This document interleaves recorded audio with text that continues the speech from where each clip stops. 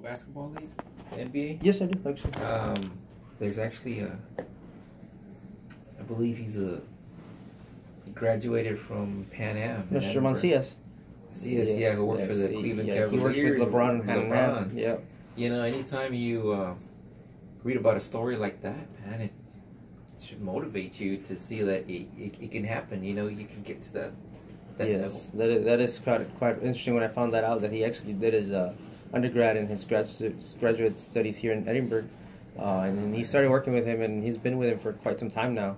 So that, I mean, that's something that I wouldn't mind. I actually want to own my own facility one day. Nice. That's what I want to do. That's my kind of goal that I'm shooting for.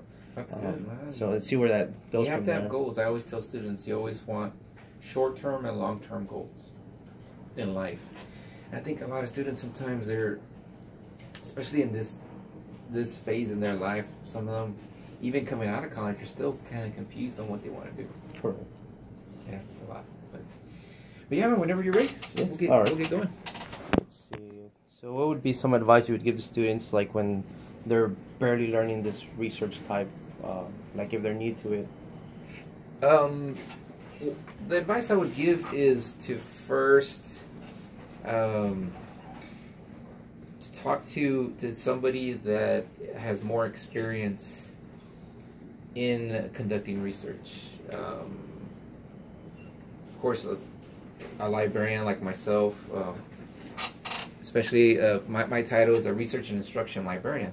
So, I mean, that's part of my job, is to conduct research and to find those resources. So I would say to try to find people that have experience and that have done a lot of research in their careers and are familiar with the right type of resources to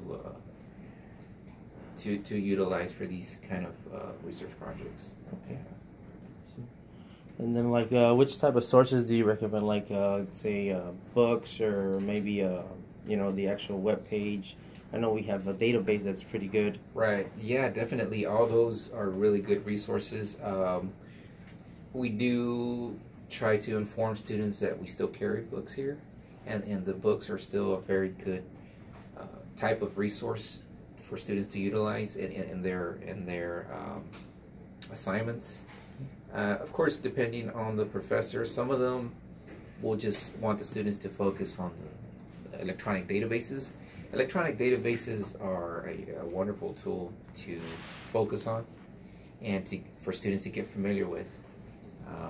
We like to promote some of the general databases here for the students in the English 1 and English 2 classes.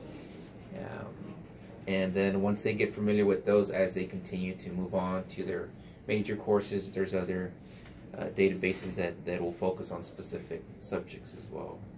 Okay.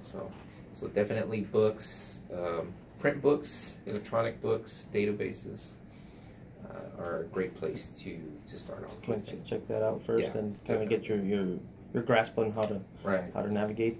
And then does the school offer any like help or like maybe like what's called workshops where you can come in and actually sit down and learn how to use it? Absolutely. Here for our the research and instruction department, we offer the librarians. There's 3 librarians total. It's me and my colleague, and then we have our supervisor. So we all specialize in the research and instruction department, and our goals are basically we conduct instruction classes for professors that bring their classes over, and so we'll go ahead and cover the entire library webpage and kind of navigate the students through the webpage and introduce them to the resources we have there. We also offer workshops for the students, and those are more like one-on-one type of workshops, or if a group of students want to schedule one, we can also make time for them and maybe focus on a particular resource like the print books or the databases, and we'll actually conduct those in the same instruction room right next door. Okay. So we do offer the instruction classes and more one-on-one and more one-on-one sessions, which would be the workshops. Oh, that's nice. And then how would one, like, if you say you find a couple sources, and then how would you decide which are kind of great source, or like, you know, because not everything is the same way, you know, some sources are better than the other.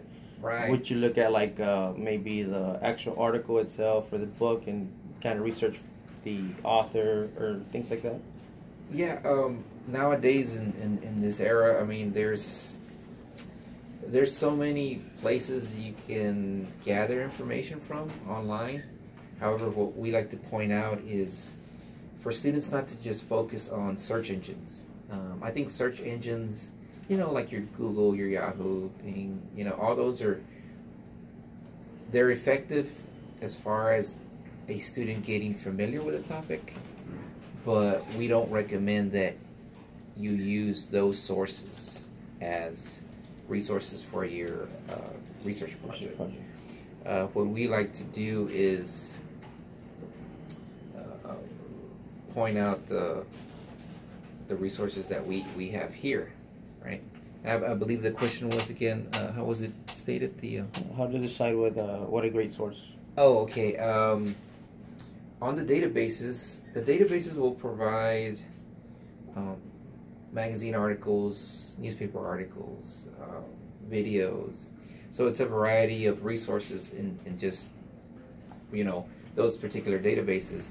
Now what we like to do is kind of let the students know what the difference is between, let's say, academic journal articles and magazine articles. So we always, what we like to do is kind of clear it up for them as far as like, okay, a magazine article only has 4 pages, you know, 4 to 5 pages, very short in length. A journal article can be up to 15 to 20, 30 pages. So already a journal article, you're going to get more information from that. You kind of see the difference of the information you're getting from one to the other. Exactly, and plus, who is composing those articles? A journalist will be composing a magazine article, and then you're going to have more reliable resources composing an academic journal article.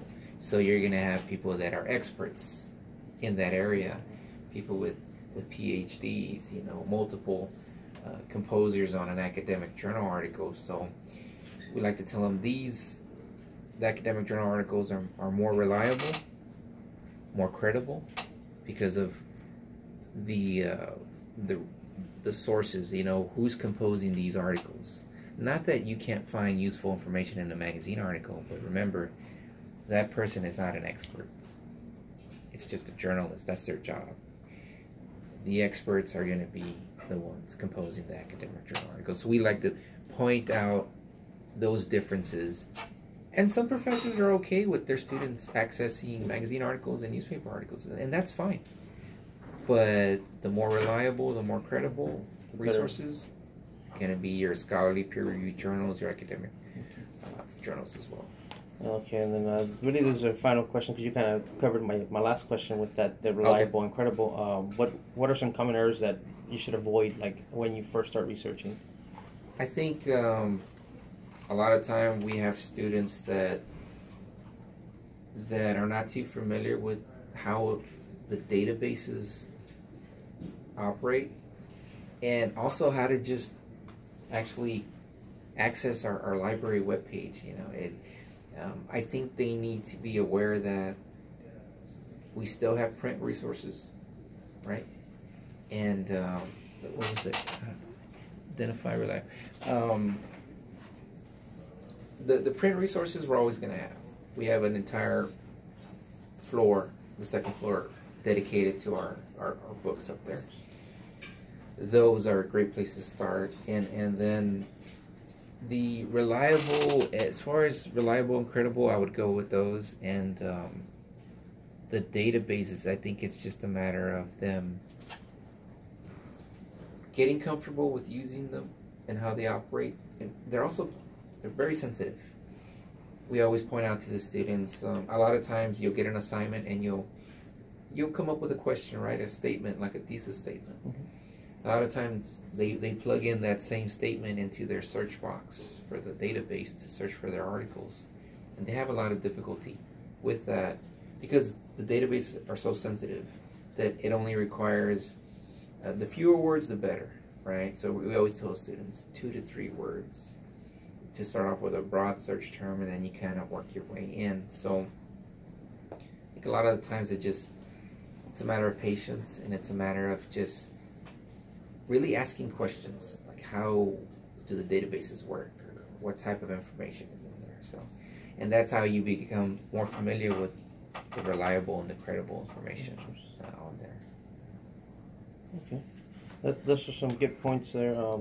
I know as far as I've done research, and I know the professors, I think last semester I had that spring semester I had a research project that we worked on, and he asked for scholarly articles and from a certain time frame, kind of relevant, like more current issues. And it was kind of hard at first because, you found some and then they talk about it, but then you start reading it and it's kind of more opinion, or the research wasn't conducted properly, or the experiment wasn't done properly. So, I mean, I have that sort of experience. And then this course has been a lot about like different methods of learning. We've actually had like every week we have articles that we read, everything from kind of like sitting in the classroom to where actually online learning, how some students react different. As far as that, I mean, I personally don't like online classes that much because I'd rather sit with the professor and be able to, learn from my peers and from the professor and all that. But I've actually enjoyed this course because it's kind of, you interact with everybody. There's discussion boards every week, and I mean, the work that we do is constantly, it's not forced. Like some other classes where they tell you, oh, you have to log in 2 to 3 times a week. We have to log in every day, but he doesn't say that like, hey, you have to. So it kind of makes you feel like, okay, I'm learning at my own pace. Right.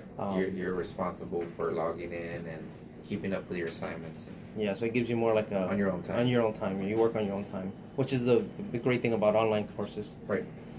Well, I think that should do it for the interview. I mean, I really don't have any more questions. I think this is great information, and other than that, I think that should be it. Yeah, thanks for stopping by, and just keep in mind, and he can also spread the word as far as the instruction classes and the workshops here for anybody that's interested. As librarians, that's our job here.